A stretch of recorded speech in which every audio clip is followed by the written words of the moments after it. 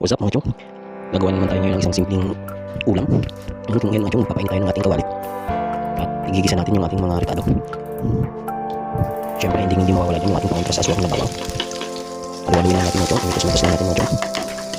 Ang kulay brown na mga chong. Saka natin susunod yung ating makalakit na sibuyas mga chong. So ganyan mga chong. Haluin na natin hanggang magkulay brown.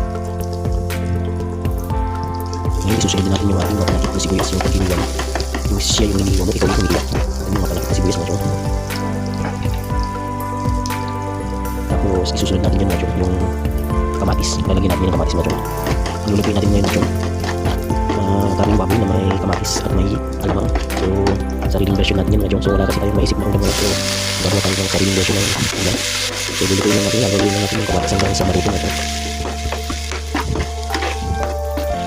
So yun mga chong, habang niluluto natin yung ating kamatis, shoutout mga chong sa ating mga solid followers, sa mga solid viewers, sa mga viewers natin sa abroad, sa ating mga tropa, mga OFW. So ingat kayo dyan mga chong.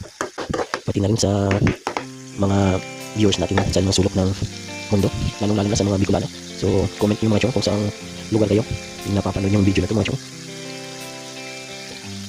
Nang sa ganun ay malaman ko din kung saan umaabot itong aking mga walang latoy na content. So yun mga chong, kung wala kayong naisip na ulam, pwede nyo itong gayahin. Pero kung hindi nyo naman ito kursunado yung ganitong klaseng mga ulam, pwede nyo rin hindi gayahin ito mga chong, or pwede nyo rin i-level up mga chong. Yung kaning baboy pala natin mga chong, so inadubo ko na yan sa asin, yung linuto ko na yan chong sa mga asin sa asin lang. Kaya i-level up lang natin, ilalagyan na lang natin ng kunting sahog kasi medyo nasawa na tayo sa adobo sa asin. So lalagyan natin ng kamatis mga chong, at saka lalagyan natin yan mamaya mga chong ng alamang. Parang hindi ko express lang ito mga chong, pero wala siyang gata mga chong. Tapos yung may ibang, magkakaroon siya ng ibang lasa, yung medyo lasa ng kamatis. So pwede itong masarap itong ulam. Pwede rin ito pang ulam sa mangga mga chong. Pwede rin tanpulots mga chong. So sa mga tropa natin dyan ng mga mahilig sa tagay-tagay, pwede ito mga chong. So yun mga chong, papakulo-kuloyin lang natin yan. Kaantayin natin na medyo magmantika. Tapos pag nagmantika na mga chong, saka natin ilalagay yung alamang mga chong. Tapos lulutuin lang natin na matusta hanggang magmantika ulit mga chong. So sa panahon ngayon mga chong, so dapat palagi tayong may idea sa pag-iisip ng ulam mga chong. Kasi sa totoo lang, ang tunay na problema ng tao mga chong ay kung ano yung ulam. Sa panahon ngayon, hindi na ba problema yung bigas. Yung araw-araw talagang pinoproblema ng mga tao mga chong ay kung ano yung ulam sa araw-araw. Kaya dapat madami tayong naiisip na kung ano-anong simpleng tayo para hindi tayo maubusan ng ulam ideas mga chong.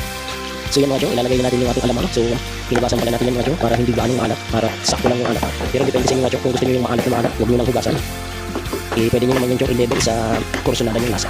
So yun mga chong, pag naialo na natin yan, lalagyan na natin yan ng mga pangkalasa at i-adjust natin yung timpla na ayon sa ating gustong panglasa. So yun mga chong, maraming salamat sa inyong patuloy na panunood dito sa ating munting page. So huwag nyo kalimutan na i-follow yung ating munting page mga chong para sa mga simpleng ulam ideas at sa mga katatawanan na mga reels. Meron tayo yan mga chong. Patuloy nyo supportan yung ating maliit na page mga chong para makagawa tayo ng mas madaming content mga chong.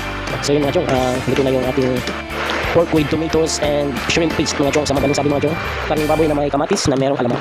So mga chong, kung napapanood nyo pa rin to hanggang sa part ng video na to, i-comment mo na yung mga simpleng ulam ideas mo din mga chong para pwede nating gayahin pag wala tayong maisip na ulam. Nang sa ganun hindi tayo mamroblema sa ulam sa araw-araw.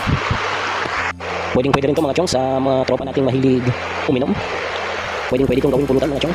Shoutout pala sa mga tropa natin dyan manginginom, lalong-lalo dyan sa part ng Kabikulan, sa Castilla, Sorsogon, sa Pilar, Sorsogon, yung mga tropa natin dyan at ating mga kababata dyan mga chong.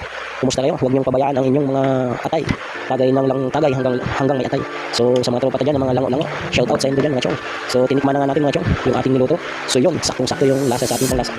At yan, lalagyan pa natin ng konting pangkatalino, bitchin, para ma-adjust yung lasa sa ating gustong lasa mga chong.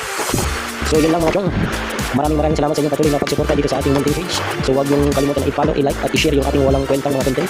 At shoutout pala sa ating mga top fans dyan, sa ating mga solid viewers. Keep safe, ingat kayong lahat palagi and peace.